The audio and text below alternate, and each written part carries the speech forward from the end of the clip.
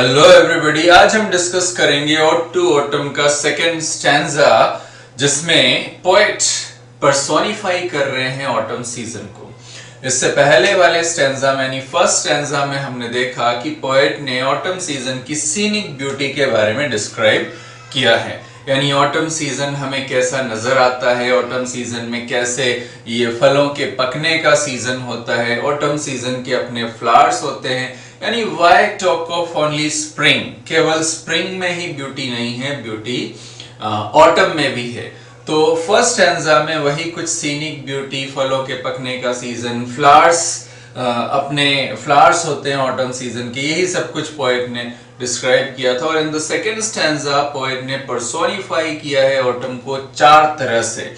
तो यहाँ that's the most important part of this stanza कि ये किस तरह से पोएट ने सीजन को अपने ही एक अलग अंदाज में, एक अलग कैरेक्टरिस्टिक के साथ में ऑटम सीजन को डिस्क्राइब किया हुआ है, और बहुत ही that makes it very much beautiful.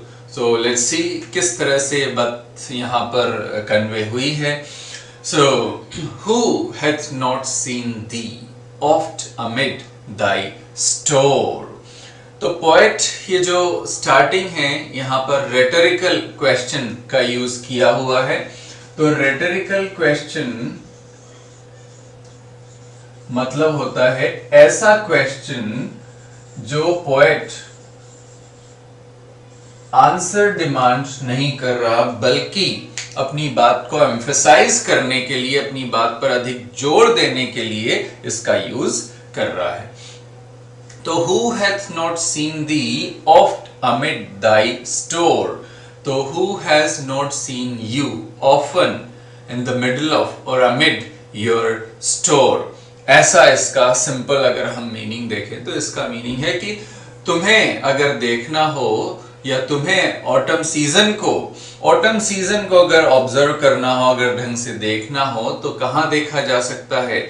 Often amid your store, यानी कि तुम्हारा जो स्टोर है, यानी खेतों में जहां खलिहान है वहां तुम्हें देखा जा सकता है। तो यही यहाँ पर पोएट कहना चाह रहे हैं कि तुम्हें किसने नहीं देखा होगा, अपने खेतों और खलिहानों में तुम्हें किसने नहीं देखा होगा, यानी तुम्हें वहीं देखा होगा, तुम्हें वहीं पाया जा सकता है। ऑटम सीजन को अगर देखना है तो हमें जाना चाहिए खेतों में और खलिहानों में।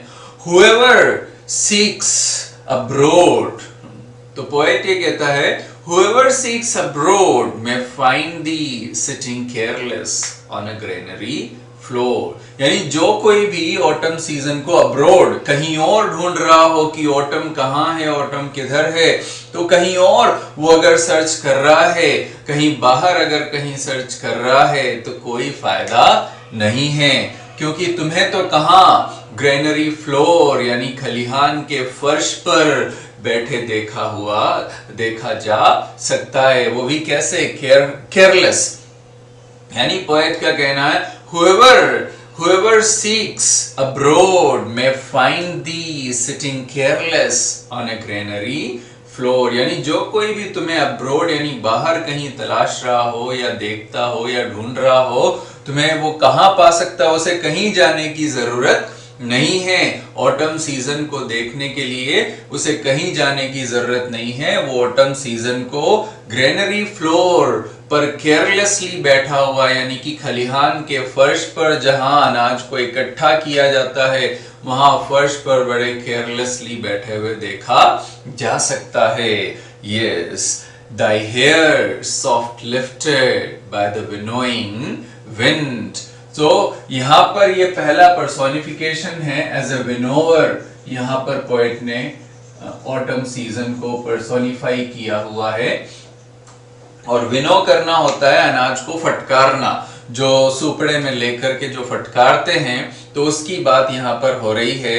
तो हम देख सकते हैं, अगर ऑटम सीजन को देखना है तो जाओ उन खलिहानों में जहां आप देख सकते हो कि किस तरह से एक किसान महिला जो है अनाज को फटकार रही है, और अनाज फटकारते हुए वो जो बाल हैं वो धीरे धीरे हवा में उड़ रहे हैं और लहरा रहे हैं। तो दाई हेयर यानी तुम्हारे बाल सॉफ्ट लिफ्टेड, जो धीरे धीरे उड़ते हैं, जब फटकारते हैं तो उस हवा से किस तरह से बाल जो है धीरे धीरे धीरे हवा में उड़ते हैं।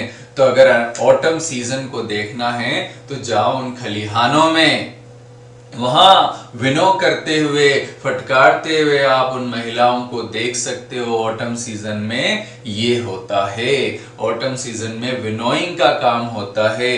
तो ये विनोइंग आप देख सकते हो, यही ऑटम सीजन का कैरेक्टरिस्टिक है। तो yes, the hairs of lifted by the winnowing wind. और या फिर ऑटम सीजन अगर देखना है तो कहां, on a half-reaped furrow, on a half-reaped furrow, यानी ऑटम सीजन को अगर आप देखना चाहते हो तो कहां देख सकते हो, किसी आधी कटी हुई फसल की जो कतार है उसमें, on a half-reaped furrow, sound asleep, drowsed with the fume of poppies। कहने का मतलब अगर ऑटम सीजन को देखना है तो जाओ उन खेतों में और देखो किस तरह से हाफ रीप्ड यानी आधी कटी हुई, हाफ जिस फसल काट रहे हैं और काटते काटते क्या नींद आ गई। Half reaped furrow, drowsed with the fume of poppies, sound asleep, कि काटते काटते वहां खेतों में फसलों के बीच में जो कहीं पॉपीज यानी अफीम जो उगाते हैं, तो उनकी उस फ्यूम से यानी उनकी उस गंध से और थकान से उन्हें काटते काटते वहीं नींद आ जाती है और वो वहीं सो जाते हैं खेतों में, वहीं फील्ड पर, वहीं काटते फसल काटते हुए वो वहीं पर सो जाते हैं। तो अगर ऑटम का नज़ारा देखना है तो उन खेतों में जाओ। ये है ऑटम का नज़ारा जहां तुम्हें फसल काटते काटते थके किसान अफीम उस पॉपी की गंध से बेसुध हुए, यानी कि थकान और अपना होश खोए वो किसान जो है वहां तुम्हें उन खेतों में सोते हुए नजर आएंगे। तो ये है ऑटम का नज़ारा और ये है ऑटम की ब्यूटी कि आप उन हाफ रीप्ड फरो पर उन्हें सोता हुआ पा सकते हैं बड़े अच्छी गहरी नींद में। साउंड अस्लीप, है ना, ड्राउज विद द ड्राउज यानी कि स्लीपी फीलिंग वाला, स्लीपी हो रहे हैं, बिल्कुल नींद आ रही है गजब की उस ओपियम की पॉपी की गंध से और थकान से। तो ऐसा आप उन्हें देख सकते हो। Whilst thy hook spares the next swath and all its twined flowers। कहने का मतलब जो फसल काटते काटते, हुक का मतलब है यहाँ पर हसिया, दराती या दातली। तो जब फसल काट रहे हैं तो उस नींद की वजह से क्या, वो जो हुक है यानी वो जो दातली या दराती है उससे एक कतार जो है वो रह जाती है, नेक्स्ट जो लाइन है वो छूट जाती है क्योंकि नींद ऐसी आ गई कि उसके ट्वाइंड फ्लावर्स यानी जो बालियां हैं, जो अनाज की बालियां हैं, और वो जो पूरी कतार है, नेक्स्ट स्वॉथ यानी कि नेक्स्ट पंक्ति, नेक्स्ट लाइन, नेक्स्ट जो कतार है उन फसलों की वो छूट जाती है, वो रह जाती है। और थकान और उस गंध की वजह से वो किसान जो है वो वहीं पर सो जाते हैं। तो यहाँ पर स्पेशली एक बात और हम कहना चाहेंगे कि ये जो ऑटम को पर्सोनिफाई किया हुआ है ये विमेन के फॉर्म में किया हुआ है, यानी विनोवर जो है एक महिला, और इसी तरह से जो रीपर है, जो सेकंड पर्सोनिफिकेशन है, ये एक रीपर के रूप में है। तो ये रीपर भी है।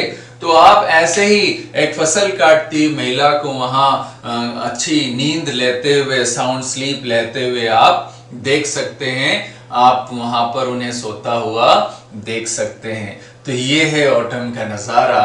ऑटम में आप ऐसे ऑटम को देखना है तो आप उस रीपर के फॉर्म में देखो, ऑटम को देखना है तो आप उस विनोवर के रूप में देखो, और समटाइम्स एज अ ग्लीनर, और sometimes as a gleaner thou dost keep steady thy head laden, मतलब across, steady thy laden head across a brook, yes।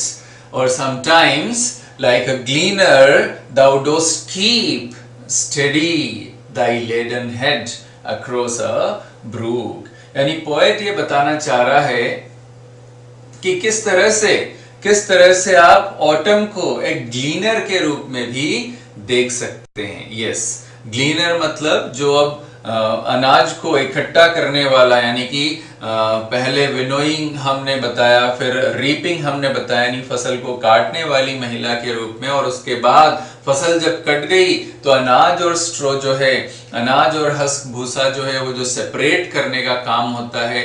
तो आप उस ग्लीनर के रूप में ऑटम को देख सकते हो कि ऑटम सीजन में ग्लीनिंग का काम होता है. किस तरह से अनाज को भूसे से, चारे से सेपरेट किया जाता है. तो अगर ऑटम सीजन को अगर आपको देखना है तो आप उसे देख सकते हैं ग्लीनर के रूप में कि किस तरह से वो जो महिला है वो अनाज को भूसे से, चारे से सेपरेट करके, और वो सब उसका एक गट्ठर, एक बंडल बना करके अपने सर पर रखकर वो एक नाले को, एक नदी की पानी की एक धारा को क्रॉस करते हुए जाती है. तो ये भी ऑटम में दिखाई देने वाला एक सामान्य नजारा है कि हम किसान महिलाओं को अपने सर पर अनाज का बंडल रखे, चारा का बंडल रखे, किसी नदी या छोटी नाली या झरने को, धारा को क्रॉस करते हुए हम देख सकते हैं.